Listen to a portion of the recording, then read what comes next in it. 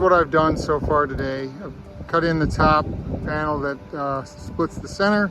I've installed the next two, and I've got my third laid out here. You can see I'm pretty parallel right here.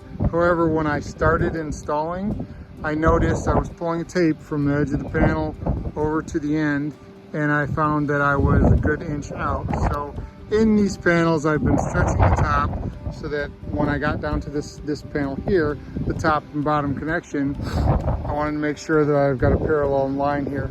So looking at this, I have 5.5 inches from outside male to outside male. That 5.5 inches is going to be taken out of this portion here. I'll turn that up 90 degrees and cut it to fit. Then I'll come straight across from the connection point in my valley, straight across here, notch that male out, notch out that whole top out, and then I'll cut the top male so that it fits in, hem the panel, and we'll be done with that panel. I'll be able to run these last 4 panels out. Taking a closer look, I've turned up my 4 inches there, cut it to the angle I measured. Measured 14 inches from here up. That is where I made my cut, so that panel will slide underneath all of this.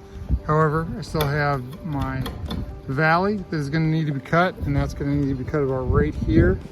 When I place my square on the edge, see that I'm parallel with the square, so perpendicular to the eave.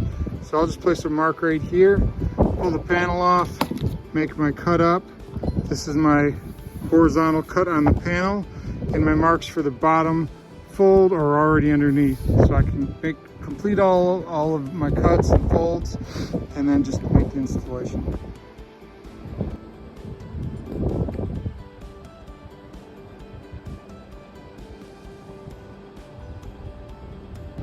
Valley completed. Bottom panel is up to this point. Notch is down here. I've used 2 clips to stabilize that connection. Attached to the offset cleat here. I did not put a hem here because I didn't want that extra material. It's 24 gauge, it's difficult. I'm going to take a 2x4 and really knock this down, try to flatten it. I could put a rivet through just these 2 pieces of metal here if I wanted to, but I don't think that I really want to. I don't think it's necessary. And honestly, I'm not going to do something for a short panel that I would never ever do to a long panel.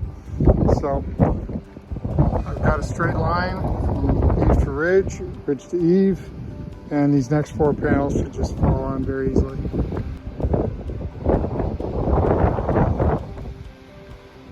Last panel, fairly straight, fairly uniform, top to bottom.